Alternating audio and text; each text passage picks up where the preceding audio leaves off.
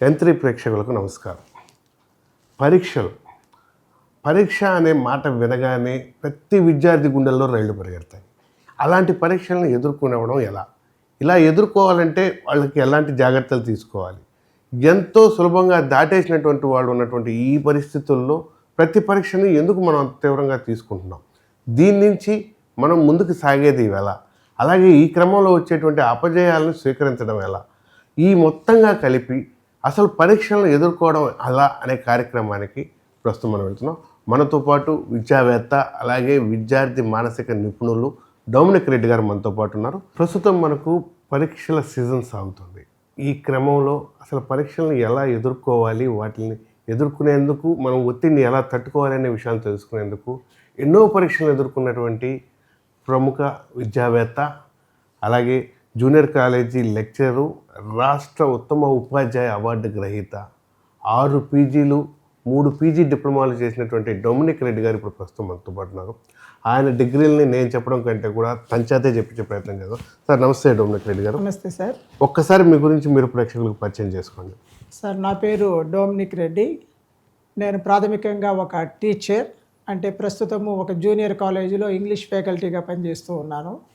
నా విద్యార్హతల విషయానికి వస్తే ఎంఎస్సిలో సైకాలజీ పూర్తి చేశాను, MA philosophy, MA sociology, MA English literature, MBA HRM మరియు ఎంఈడి చేశాము. మరియు పీజీ డిప్లొమాలలో PG diploma in guidance and counselling, PG diploma in yoga and stress management and PG diploma in parental education, ఇవి కోర్సులు పూర్తి చేశాను సార్. ఇప్పటికీ మీరు దాదాపు మీరు చెప్పినటువంటి పీజీలకు కానీ పీజీ డిప్లొమాలకు కానీ ఎంఏలకు కానీ ఇన్నిటి కలిపి మీరు దాదాపు ఎన్ని పరీక్షలకు అటెండ్ అయ్యి ఉంటారు?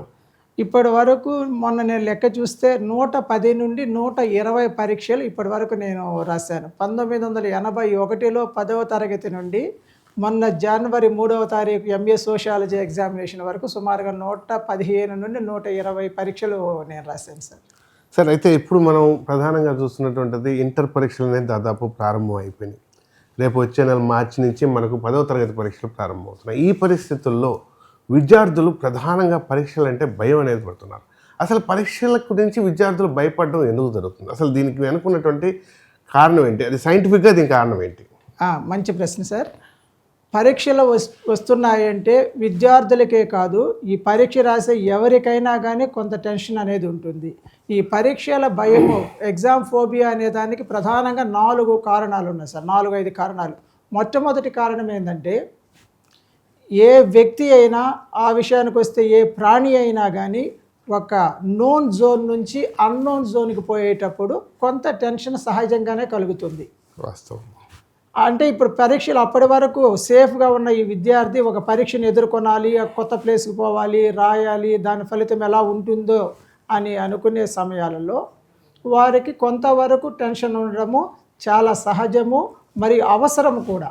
ఎప్పుడైతే ఆ లిటిల్ బిట్ ఆఫ్ టెన్షన్ ఉంటుందో వాళ్ళల్లో శ్రద్ధ పెరుగుతుంది, ప్రిపరేషన్ అనేది ఎక్కువ ఉంటుంది. అది మొదటి కారణం. అయితే రెండవ కారణము వైఖరి అంటాం మనం, యాటిట్యూడ్. మరి పరీక్షలను ఏ విధంగా మనం చూస్తున్నాం? ప్రస్తుత సమాజంలో విద్యార్థులు కానీ, ఈవెన్ తల్లిదండ్రులు కానీ, ఉపాధ్యాయులు కూడా పరీక్షలను ఒక భూతంలాగానో ఏదో ఒక భయంకరమైన ఒక పరిస్థితిలాగా చూస్తున్నారు. ఆ వైఖరి వల్ల, ఆ నెగిటివ్ వైఖరి వల్ల పిల్లలకి పరీక్షల పట్ల భయం అనేది ఎక్కువ ఏర్పడుతుంది. ఇంకా మూడవ కారణానికి వస్తే పరీక్షల యొక్క ప్రిపరేషన్ అనేది కూడా ముఖ్యం. ఒక విద్యార్థి కానీ పరీక్షలకు బాగా చదివినప్పుడు నేను రాయగలనని ధైర్యం వస్తుంది. సో పరీక్షలకు బాగా ప్రిపేర్ కాకపోవడము మూడవ కారణము. 4వ కారణము, ఆ పరీక్షలు వాళ్ళ యొక్క సెల్ఫ్ కాన్ఫిడెన్స్ అనేది తగ్గితాయి. పరీక్షలకు ప్రిపేర్ కాకపోవడం వల్ల కానీ, వేరే కారణాల వల్ల కానీ ఆ సెల్ఫ్ కాన్ఫిడెన్స్ అని తగ్గడం వల్ల పరీక్షలు అనేవి వాళ్ళకి చాలా భయంకరమైన ఒక పరిస్థితులాగా కనిపించి వాళ్ళు భయపడుతూ ఉంటారు. అంటే ఇప్పుడు విద్యార్థులంతా కూడా ఒక కంఫర్ట్ జోన్ నుంచి బయటకు వచ్చి ఒక స్ట్రగుల్ ఫర్ ఎగ్జిస్టెన్స్ అనే కాన్సెప్ట్లో ఉండడం వల్ల ఈ సమస్య వస్తుందంటారు జనరల్గా. అది కొంతవరకు మాత్రం. ఒక 10% ఆఫ్ టెన్షన్ ఎక్స్ట్రా ఉండడం అనేది చాలా సహజము, అవసరము. ఇంకా మీకు ఖచ్చితంగా చెప్పాలంటే, నేను రీసెంట్గా పరీక్ష రాసినప్పుడు 115వ పరీక్ష రాసినప్పుడు, నేను పరీక్ష రాసినప్పుడు కూడా నాకు పరీక్ష మొదలయ్యేటప్పుడు టెన్షన్ ఉండింది. ఈ ఇంటర్వ్యూకి నేను వచ్చినప్పుడు కూడా నాకు టెన్షన్ ఉంది, ఎందుకంటే కంఫర్ట్ జోన్ నుంచి అన్కంఫర్ట్ జోన్కి మనం వస్తున్నాం. సో ఆ విధంగా విద్యార్థులు వచ్చేటప్పుడు ఖచ్చితంగా వాళ్ళకి ఒక స్థాయి వరకు ఉంటుంది. దాన్ని మేము సైంటిఫిక్గా టెస్ట్ యాంగ్జైటీ అంటాం. Test anxiety. Test anxiety level వరకు వస్తే చాలా అది సహజము, అవసరం కూడా. దానికంటే అధికంగా పోయినప్పుడు ఎగ్జామినేషన్ ఫియర్, ఎగ్జామినేషన్ ఫోబియా అనేది ఏర్పడుతుంది. అది సమస్యగా పరిగణిస్తుంది. ఫోబియా కింద మారినప్పుడు అంటే అప్పటి వరకు ఉండేది మాత్రం సామాజికంగా కరెక్ట్, ప్రకృతిపరంగా ఉండేది. ఈ మొదటి స్థాయిలో ఉన్న ఆ యొక్క టెస్ట్ యాంగ్జైటీ అనేది ఎగ్జామినేషన్ హాల్లో పోయిన తర్వాత తగ్గిపోతుంది. కానీ మిగతా దానికంటే అధికమైన స్థాయికి వచ్చినప్పుడు ఎగ్జామినేషన్ హాల్లో పరీక్ష రాసేటప్పుడు కూడా ఇంటర్ఫియర్ అయింది ఈ టెన్షన్. అంటే లెవెల్ మారకూడదు, లెవెల్ అక్కడికి ఆగిపోతుంది. భయం లెవెల్ని కూడా ఒక లెవెల్లో ఉంచుకుంటేనే అది మనకు ఉపయోగకరంగా ఉంటుంది అంటారు. అది ఆగిపోతుంది, సహజంగానే ఆగిపోతుంది. ఓకే. పరీక్షల పట్ల విద్యార్థులు అసలు ఎలాంటి వైఖరితో ఉండాలి? పరీక్షల పట్ల విద్యార్థులు కానీ తల్లిదండ్రులు కానీ ఒక సానుకూలమైన వైఖరితో ఉండాలి. ఎలాంటివి అంటే పరీక్షలు అనేవి విద్యార్థి తన యొక్క శక్తి సామర్థ్యాలను నిరూపించుకునేందుకు ఉన్న ఒక అవకాశంగా ఆలోచించాలి. అప్పటి వరకు తాను చదివిన ఈ చదువుని ఒకసారి రివైజ్ చేసుకునేదానికి ఒక అవకాశంగా తీసుకోవాలి. ఇంకా ముఖ్యంగా పరీక్షలు అనేవి విద్యార్థుల్ని తర్వాతి తరగతికి పంపించేదానికి ఒక మార్గంగా కూడా మనం తీసుకోవాల్సి వస్తుంది. కాబట్టే పరీక్షల్ని ఒక పండుగ వాతావరణంలో మీరు తీసుకోండి అని చెప్పి మన గౌరవ ప్రధానమంత్రి నరేంద్ర మోడీ గారు కూడా అంటుంటారు. ఒక పరీక్షలు అనేవి పండుగలాగా మనం తీసుకోవాలి, సానుకూల దృక్పథంతోనే వాటిని చూడాలి. అంటే ఇప్పుడు ప్రతి విద్యార్థి కూడా పరీక్షల కోసమే చదవడం అనేది ప్రస్తుతం జరుగుతున్న విద్యా విధానంలో జరుగుతుంది. పరీక్షల కోసం చదవడం కరెక్ట్ అంటారా, జ్ఞానాన్ని పెంపొందించుకోవడానికి చదవడం కరెక్ట్ అంటారా? అసలు ఈ రెండింటి మధ్య ఉన్నటువంటి వ్యత్యాసం ఏంటి? పరీక్షల కోసము చదవడం అనేది సరైన పద్ధతి కాదు. జ్ఞానాన్ని ఆర్జించేందుకై వాళ్ళు చదవాలి. ఆ నైపుణ్యాలను వాళ్ళు అలవాటు చేసుకోవాలి. అలవాటు చేసుకున్న నైపుణ్యాలు తమ జీవితానికి వాళ్ళు అన్వయించుకోవాలి. అది ప్రధాన భాగంగా ఉండాలి విద్యలో. ఆ యొక్క వాళ్ళు ఎంతవరకు వీటిని వాళ్ళు పొందగలిగారు అని దాన్ని మనం పరీక్షించే ఒక సాధన మాత్రమే పరీక్షలు. కానీ ప్రస్తుత సమాజంలో, ప్రస్తుత వ్యవస్థలో ఒక బాధాకరమైన విషయము పరీక్షల మీదనే ఎక్కువ కాన్సన్ట్రేట్ చేయడం వల్ల పిల్లలకి ఇంకా ఎక్కువ టెన్షన్ వస్తుంది. సార్, మన సమాజంలో పరీక్షలకి చాలా ప్రధానమైన స్థానం ఇచ్చారు. ఇలాంటి పరిస్థితుల్లో పరీక్షలు అంటే భయం పోవాలంటే విద్యార్థులు అసలు ఏం చేయాలి? పరీక్షలు అంటే భయం పోవాలి అంటే మొట్టమొదటిగా సరి అయిన దృక్పథంతో వాళ్ళు తీసుకోవాలి. పరీక్షలు ఒక అవకాశంగా తీసుకోవాలి. రెండవది, పరీక్షలప్పుడు నేను నేర్చుకున్న దాన్ని నేను ప్రజెంట్ చేస్తాను. ఎంతవరకు నేను నేర్చుకున్నాను అంతవరకు ప్రజెంట్ చేస్తాను. What ever is the result, పర్వాలేదు స్వీకరిస్తున్నాను ఒక దృక్పథం ఉండాలి. రెండవది, తల్లిదండ్రులు కూడా వారిని ఆ విధంగా సపోర్ట్ చేసి యూ డూ యువర్ బెస్ట్, ఏదైనా పర్వాలేదు అనే దృక్పథంతో వాళ్ళని ప్రోత్సహించాలి. తల్లిదండ్రులే వాళ్ళని భయపెట్టి వాళ్ళ మీద ఎక్కువ ఎక్స్పెక్టేషన్స్ పెడితే పిల్లలకి ఇంకా ఎక్కువ భయం వచ్చే అవకాశం ఉంది. అంటే మీరు ఇప్పుడు తల్లిదండ్రులు ప్రస్తావన చెప్పారు కాబట్టి అసలు తల్లిదండ్రులు ఈ పరీక్షలు ఎదుర్కొనే విద్యార్థుల పట్ల అసలు ఎలా వ్యవహరించాలి, వాళ్ళ తీరు ఎలా ఉండాలి ఆ పరిస్థితుల్లో? తల్లిదండ్రులు ప్రధానంగా వాళ్ళు తల్లిదండ్రులు అనే విషయాన్ని ఎప్పుడూ మర్చిపోకూడదు. అంటే వారి బిడ్డకి ఏమి వచ్చినా, ఏ కష్టమైనా, ఏ నష్టమైనా కానీ తల్లిదండ్రులు మేమున్నాము అని ఆ ఆదరణ, ఆ సపోర్ట్ ఇచ్చే దృక్పథంతో ఉండాలి. ఎప్పుడైతే తల్లిదండ్రులు ఆ విధంగా కాకుండా పక్కన ఉండి ఇంకొక విద్యార్థి విషయంతో పోల్చడము, లేదా ఇంకొకరికి ఎక్కువ మార్కులు వచ్చినాయి అని చెప్పని వాటిని మనసులో పెట్టుకొని అటువంటి మార్కులే నువ్వు కూడా తీసుకురావాలి అని చెప్పిన వాళ్ళ మీద బలవంతంగా రుద్దడం వల్ల పిల్లలకి మానసికంగా ఒత్తిడి పెరిగి వారి యొక్క పర్ఫార్మెన్స్ కూడా తగ్గే అవకాశాలు ఉన్నాయి. అంటే ఈ పోలిక కానీ ర్యాంకుల కోసం పోటీ ఇలాంటివి అంటారా? అవును, ఇటువంటివి ఉండకూడదు. మనం వాళ్ళకి చెప్పవలసిందంటే యూ డూ యువర్ బెస్ట్. ఎంతవరకు నువ్వు చేయగలుగుతావో అంతే చేయి. ఇంకా ఎక్కువ మార్కులు వస్తాయి. నీకు ఈరోజు 70 మార్కులు వచ్చాయి, రేపు 80 తీసుకురా, రేపు 90. అంతేగాని పక్కన వాళ్ళకి 80 వచ్చినాయి కాబట్టి నువ్వు 80 తెచ్చుకోవాలి, వాళ్ళకి 90 వచ్చినాయి కాబట్టి నువ్వు 90 తెచ్చుకోవాలి అన్నట్టు కాకుండా you do your best, we are there, నిన్ను సపోర్ట్ చేసేదానికి మేము ఉన్నాము. ఏమైనా కానీ మేము అర్థం చేసుకునే దానికి మేము ఉన్నాము అని వాళ్ళకి మనం అభయం ఇవ్వగలగాలి, ఒక ధైర్యం ఇవ్వాలంటారు. అభయం ఇవ్వగలిగి ఉండాలి. అంటే ఇప్పుడు దాదాపుగా ఇప్పుడు సమాజంలో ఉండేది కూడా అది అలాగే ఉంది. ప్రజలంతా కూడా ఏమవుతుందంటే విద్యార్థుల తల్లిదండ్రులంతా వాళ్ళకి 80 వస్తున్నాయి, మీకు 90 రావాలి, ప్లస్ వాళ్ళతో పాటు పోటీ ఎక్కువైపోతుంది, పక్కన వాళ్ళతో మాకు పరువు సమస్య వస్తుంది అనేది ఎక్కువ విద్యార్థులు మీరు చూపిస్తున్నారు అది అనిపిస్తుంది. ఇది ఎంతవరకు కరెక్ట్ అంటే? అదే కరెక్ట్. వాస్తవానికి పిల్లల్ని మేము ఏమంటామంటే they are the victims of the victims అంటాం. అంటే తల్లిదండ్రులే సమాజం యొక్క బాధితులు. సమాజం ఎలా చూస్తుంది, వీళ్ళ యొక్క పిల్లలకు కానీ మార్కులు తక్కువ వచ్చిందంటే వీళ్ళు చాలా తక్కువ వాళ్ళను మార్క్ అనే భయం వాళ్ళకు ఉంటుంది. కాబట్టి సమాజం యొక్క బాధితులు తల్లిదండ్రులు. ఆ బాధితులైన తల్లిదండ్రులు పిల్లల్ని మరింత బాధితులు చేసి మీరు ఈ విధంగా చదవండి, లేకపోతే మా పరువు పోతుంది, మార్కులు రాకపోతే బాగుండదు అని చెప్పి అంటున్నారు. అటువంటి వైఖరిని విద్యార్థుల పట్ల మనం అవలంబించకూడదు. అంటే ఇప్పుడు ఈ తల్లిదండ్రులతో పాటు కొన్ని పాఠశాలల తీరు కూడా, ఉపాధ్యాయుల తీరు కూడా అలాగే ఉందనేది మనకు తెలుస్తుంది. సో వాళ్ళందరూ ఎలా ఉంటే బాగుంటుంది అంటారు? ఇందాక నేను మీకు చెప్పినట్లు ఉపాధ్యాయులు కూడా వాళ్ళు టెన్షన్కి గురవుతున్నారు. వాళ్ళ మేనేజ్మెంట్ పట్లగా వాళ్ళ మీద తెచ్చే ఒత్తిడి కానీ, మేనేజ్మెంట్లో అయితే కమర్షియల్ వాతావరణంలో మా పాఠశాల నిలదొక్కుంటుందా లేదా, ఎక్కువ అడ్మిషన్లు వస్తాయా లేదా, మా పాఠశాల యొక్క ప్రెస్టేజ్ ఏమవుతుంది అనే ఆలోచనతో వాళ్ళు ఉండడం వల్ల వాళ్ళు టీచర్ల మీద ఒత్తిడి పెడితే ఈ టీచర్లు కూడా పిల్లల మీద ఒత్తిడి పెడుతూ ఉన్నారు. పిల్లలకి ఏ విధమైన ఒత్తిడి కలగడము సరి అయిన పద్ధతి కాదు. అల్టిమేట్గా విద్యార్థులు విక్టిమ్స్ అవుతున్నారు. సార్ ఇప్పుడు ఈ విద్యార్థులు అంటే ఎవరైతే మనం బాధితులుగా మనం భావిస్తున్నామో ఈ సమస్యలు లేకపోతే అసలు విద్యార్థులు పరీక్షలకు అసలు ఎలా సిద్ధపడాలి? పరీక్షలకి మొట్టమొదటిగా ప్రిపరేషన్ అనేది the first day you enter into the school or college your preparation starts. వాళ్ళు చదువుకునే ప్రతి పాఠము ఎగ్జామినేషన్ పాయింట్లో ఆలోచిస్తే ప్రిపరేషన్ లాగా. సో ఎప్పుడైతే వాళ్ళు మొదటి నుండి క్రమబద్ధంగా చదువుతూ ఉంటారో అటువంటి వాళ్ళకి ఎగ్జామినేషన్ ఫీర్ కూడా ఉండదు. సో వాళ్ళ యొక్క ప్రిపరేషన్ అనేది మొదటి నుండి ఉండాలి, ప్రణాళికాబద్ధంగా ఉండాలి. ప్రతిరోజు కొంత సమయాన్ని ఖచ్చితంగా వారు చదువుకు వినియోగించాలి. అదే సమయంలో కూడా మానసిక ఉల్లాసానికి, ఆటల పాటలకి వాళ్ళు వినియోగించినప్పుడు ఒక విద్యార్థిగా వాళ్ళు సక్సెస్ఫుల్ అవ్వగలుగుతారు. అంటే ఒక సగటు విద్యార్థి కంటే పైన ఉండే విద్యార్థి మీరు చెప్పినట్టు చదువుకొని రోజు ఫాలో అయినప్పుడు ఇబ్బంది ఉండదు. కానీ చాలా కామన్గా మనం చూసినప్పుడు వచ్చే ఇబ్బంది ఏంటంటే చాలామంది పిల్లలు అసలు నాకు ఎంత చదివి నాకు గుర్తుండట్లేదు, నేను దీన్ని ఎలా సాధించాలి, ఈ పరీక్షలు నాకు ఎదుర్కోవాలంటే భయం వేస్తుంది, నేను కష్టపడి రోజంతా చదువుతున్నాను కానీ గుర్తుండటం లేదనేది ప్రధానమైన సమస్య. దీన్ని ఎలా తీసుకోవాలంటారు?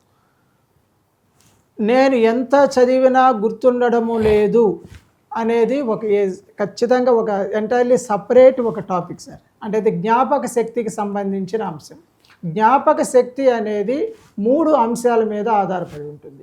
జ్ఞాపక శక్తి అంటే వీడు చదివిన పాఠము వీడి మనసులోకి వెళ్ళాలి. అంటే పాఠశాలలో విద్యార్థికి ఉపాధ్యాయుడు చెప్పిన పాఠం మనసులోకి వెళ్ళాలి, అది మెదడులో ఉండాలి, అనుకున్న సమయంలో బయటికి రావాలి. ఈ 3 స్థాయిలో ఎక్కడ లోపం ఏర్పడినా కానీ ఆ పాయింట్ని ప్రొడ్యూస్ చేయలేడు, నాకు జ్ఞాపక శక్తి లేదు అనుకుంటున్నారు. సో ప్రధానంగా వీళ్ళు గమనించాల్సింది పాఠశాలల్లో విద్యాబోధన జరిగినప్పుడు పూర్తిగా వినాలి, నోట్ చేసుకోవాలి. ఇంకా కూడా జ్ఞాపక శక్తికి పునశ్చరణ అనేది చాలా ముఖ్యము. Repetition is the key for memory. జ్ఞాపక శక్తి లేదు అనేది వాస్తవం కాదు, జ్ఞాపక పెట్టుకోగలిగినంతసేపు వాళ్ళు రివైజ్ చేయడము అనేది వాస్తవం. సార్ అయితే వీళ్ళు కొంతమంది ఇబ్బంది పడే పరిస్థితులు అయితే ఉన్నాయి. అంటే క్లాస్ రూమ్లో తరగతులు వింటున్నా వెనకపోవడం అనేది, ఒత్తిడి, ఇళ్లలో పరిస్థితుల వల్ల కొంత వెనకబడడం అనేది, ఇన్ని రకాల కాన్సెప్ట్లు వాళ్ళ విద్యార్థులు. అసలు వీళ్ళు దీన్ని పునశ్చరణ చేసేదానికి అంటే మీరు సంవత్సరం మొదటి నుంచి చదివే విద్యార్థులకి మీరు చెప్పిన పునశ్చరణ అనేది సరిపోతుంది. ఇప్పుడు నెక్స్ట్ మంత్లో మనకు 10th ఎగ్జామ్స్ ఉన్నాయి. 10th ఎగ్జామ్స్ బేస్లో ఇప్పుడు పరిస్థితుల్లో అంటే ఒక 4 రోజులు కూడా లేని పరిస్థితుల్లో విద్యార్థులు దాన్ని ఎదుర్కోవాలంటే వాళ్ళకి ఏమైనా టెక్నిక్స్ ఉన్నాయా, లేదా ఏదైనా ఎక్సర్సైజెస్ ఉన్నాయా? సార్, రీడింగ్ అనేదాన్ని లేదా ఎగ్జామినేషన్ ప్రిపరేషన్ అనేది 2 భాగాలుగా చూస్తాం.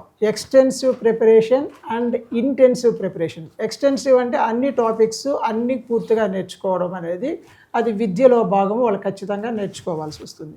పరీక్షలకు మాత్రము మొత్తం మేము చదవలేము అనుకున్న వాళ్ళు ఇంటెన్సివ్ రీడింగ్ అంటే వాళ్ళు ఏ టాపిక్స్ మాత్రము ప్రధానంగా వస్తాయి దాని వేటిని గుర్తుపెట్టుకునే దానికి బాగుంటుంది అని ఆలోచించి వాటిని మాత్రం సెలెక్టెడ్గా చదివి వాటిని రిపీట్ చేసుకుంటూ చదివితే వాళ్ళకి ఎక్కువగా గుర్తుంటుంది.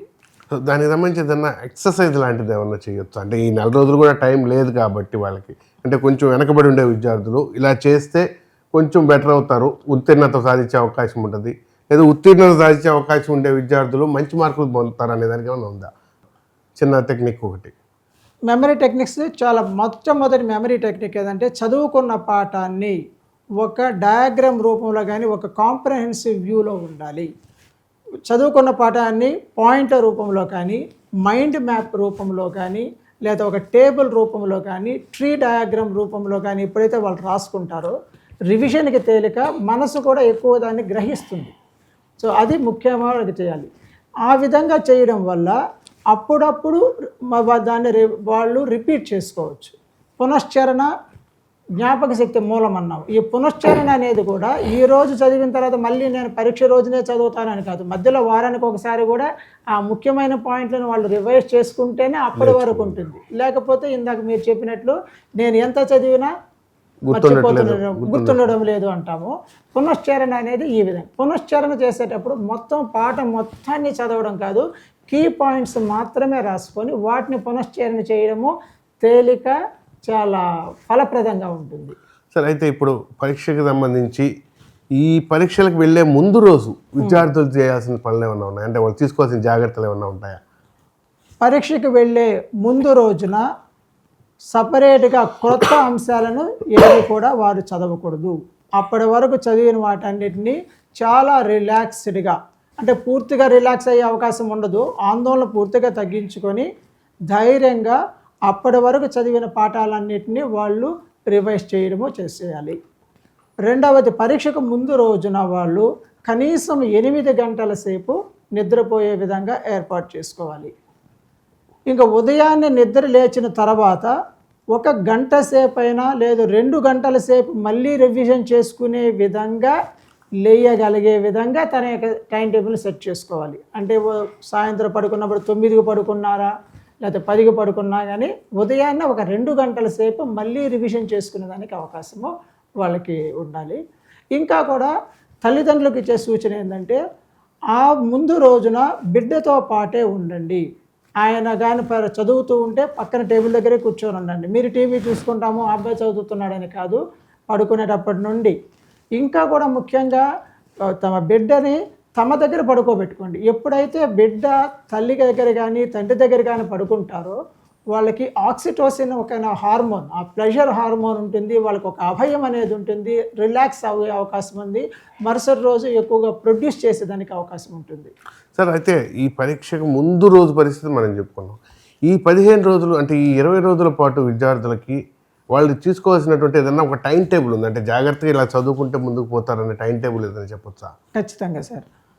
వాళ్ళు ఏ సబ్జెక్ట్లో వాళ్ళ యొక్క పర్ఫార్మెన్స్ ఎంతవరకు ఉందో పిల్లలకి ఒక అవగాహన అనేది ఖచ్చితంగా ఉంటుంది. ఏ సబ్జెక్ట్లో వెనుకున్నారు, ఏ సబ్జెక్ట్లో ఎంత నేర్చుకోవాలి అని. దాని ప్రకారము ప్రతిరోజు ఒక సమయం వాళ్ళకి ప్రణాళిక వేసుకొని ఏ రోజు ఎంత చదవాలి, ఒక్కొక్క ఏ సబ్జెక్ట్లో కూడా ఏమే టాపిక్స్ చదవాలి, ఏ సబ్జెక్ట్లో నేను వీక్గా ఉన్నానో దాని మీద ఎక్కువ సమయం ఎంత కేటాయించాలని మొదటి నుండి వాళ్ళు ఒక ప్రణాళిక వేసుకొని చదవాలి. ఇంకొక ఎన్ఎల్పి టెక్నిక్లో విజువలైజేషన్ టెక్నిక్ అని ఒక టెక్నిక్ ఉంది. ఇది పాటించడం వల్ల విద్యార్థులకి పరీక్ష హాల్లో టెన్షన్ అనేది చాలా తగ్గుతుంది. అంటే ప్రతిరోజు వారు స్నానం చేసిన తర్వాత దేవుడికి దండం పెట్టుకునే సమయంలో కానీ లేదు చదువుకు ముందుకు పోయే సమయంలో కళ్ళు మూసుకొని 3 సార్లు బ్రీతింగ్ తీసుకొని వాళ్ళు పరీక్ష హాల్కి ధైర్యంగా వెళుతున్నట్టు, పరీక్ష హాల్లో కూర్చున్నప్పుడు పేపర్ తీసుకున్నట్లు, పరీక్ష రాసేటప్పుడు వాళ్ళు చాలా ధైర్యంగా రాసినట్లు, చాలా సమర్థవంతంగా వాళ్ళు ప్రొడ్యూస్ చేసుకుంటున్నట్లు ఊహించుకోవాలి. ఆ ఊహించడం వల్ల మన సబ్కాన్షియస్ మైండ్ ఆ ఇమేజెస్ని తీసుకొని వీళ్ళలో ఆత్మస్థైర్యాన్ని పెంచుతుంది, టెన్షన్ని తగ్గిస్తుంది. అది కంటిన్యూస్గా వాళ్ళు చేయగలిగిన ఒక ప్రక్రియ. ప్రతిరోజు ఎగ్జామినేషన్స్ వరకు ఆ విధంగా వాళ్ళు చేయాలి. విజువలైజేషన్ టెక్నిక్ అంటారు. ఎన్ఎల్పి న్యూరో లింగ్విస్టిక్ ప్రోగ్రాంలో ఇది ఒక టెక్నిక్. దీనివల్ల కాన్ఫిడెన్స్ పెరుగుతుంది, ఫియర్ లెవెల్స్ తగ్గుతాయి వాళ్ళకి. సరే, అయితే ఈ పరీక్షకి వెళ్ళిన రోజు అంటే పరీక్ష రోజు మనకి ఇలా ఉంటుందని అనిపిస్తుంది. ఆ పరీక్ష రోజు అసలు వీళ్ళు ఎలా జాగ్రత్తలు తీసుకోవాలి? కనీసం 2 గంటల సేపు చదివేదానికి సమయం ఉండే విధంగా నిద్రలేయడము, ఉదయాన్నే రెడీ అయిన తర్వాత 1 గంట సేపు చదవడము, బ్రేక్ఫాస్ట్ మాత్రం ఉదయాన్నే పరీక్షకు వెళ్ళే రోజున ఆహారం విషయంలో కూడా చాలా జాగ్రత్త తీసుకోవాలి సార్. సంస్కృతంలో చెప్తారు సుస్నిగ్ధ మధురాహార అంటే తేలికగా జీర్ణమయ్యే రుచికరమైన ఆహారం. మన పరిస్థితులకు సంబంధించి ఇడ్లీ అనేది చాలా మంచి ఆహారము. ఇడ్లీ లాంటిది, ఒక బాయిల్డ్ ఎగ్ అనేది కూడా చాలా ఉపయోగపడుతుంది, ఒక బనానా ఇటువంటి తీసుకోవడం వల్ల స్టమక్ అనేది చాలా ప్రశాంతంగా ఉంటుంది, వాళ్ళకి ఎనర్జీ కూడా బాగా ఉంటుంది, ఇబ్బంది లేకుండా ఉంటుంది. సో ఈ బ్రేక్ఫాస్ట్ తీసుకున్న తర్వాత మళ్ళీ ఒక 10-15 నిమిషాల్లో ఏదైనా పాయింట్స్ ఉన్నాయంటే ఇక్కడ కూడా క్రొత్త విషయాలు చదవకూడదు. ఆల్రెడీ చదివిన వాటిని మాత్రము టేబుల్స్ రూపంలో కానీ మైండ్ మ్యాప్స్ రూపంలో ఉన్న వాటిని ఒకసారి మళ్ళీ చూస్తేనే మొత్తం పాయింట్లు గుర్తొచ్చేసే విధంగా ఉండాలి. ఇమాజిన్ చూసుకొని రివైజ్ చేసి కనీసం అరగంట ముందుగా ఎగ్జామినేషన్ హాల్కి పోయేదానికి ఏర్పాటు చేసుకోవాలి. సరే, ఈ పరీక్ష రోజు తీసుకోవాల్సిన జాగ్రత్తలు బాగున్నాయి, కానీ కొంతమందికి పరీక్ష హాల్కు పోయిన తర్వాత అప్పుడు దాకా కాన్ఫిడెంట్గా ఉంటారు, కానీ పరీక్ష హాల్కి పోయి క్వశ్చన్ పేపర్ చూసిన తర్వాత వాళ్ళు ఒక తెలియని ఒక బ్లాక్నెస్ వస్తుంది. సో దీన్ని ఎదుర్కోవాలంటే అసలు వీళ్ళు ఏం చేయాలి? విద్యార్థులు ఎలా ఉండాలి? అటువంటి బ్లాక్నెస్ అందరికీ ఉంటుంది సార్. నాకు కూడా పరీక్ష రాసినప్పుడు ఉండింది ఆ బ్లాక్నెస్. ఆ బ్లాక్నెస్ ఎంతవరకు ఉంటుందంటే పరీక్షలో పేపర్ ఇచ్చి పరీక్షలో ఆ పేపర్లోని ప్రశ్నలు మనం చదివే వరకు ఆ యొక్క ఆందోళన 1 డిగ్రీ వరకు ఉంటుంది. సో పరీక్ష వెళ్ళిన తర్వాత వాళ్ళు క్వశ్చన్ పేపర్ తీసుకున్న తర్వాత కళ్ళు మూసుకొని దీర్ఘంగా 3 సార్లు శ్వాస తీసుకొని అప్పుడు బీపీ లెవెల్స్ అన్ని తగ్గుతాయి, కొంచెం ప్రశాంతత ఏర్పడుతుంది. క్వశ్చన్ పేపర్ తీసుకొని ఆ క్వశ్చన్ పేపర్లో తమ ఏమేమి ప్రశ్నలు తనకు వచ్చు అని వాటిని ముందుగా టిక్ చేసుకోవాలి. చాలామంది ఆ విధంగా చేయకుండా వరుసగా రాయడం మొదలు పెడతారు.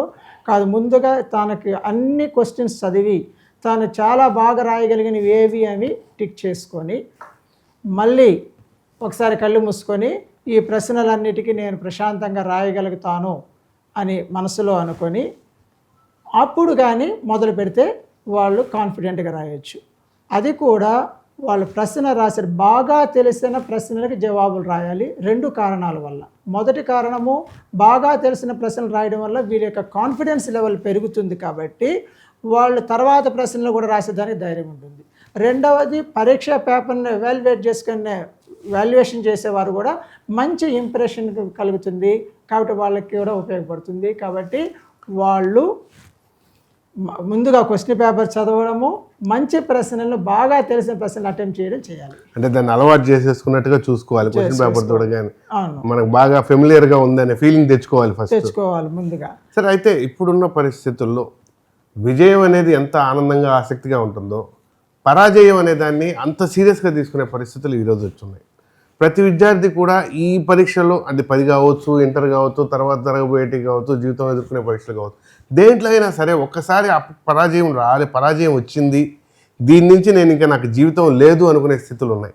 అసలు ఈ అనుకున్న ఫలితం రానప్పుడు వాళ్ళు ఆ పరిస్థితిని ఎలా స్వీకరించాలి?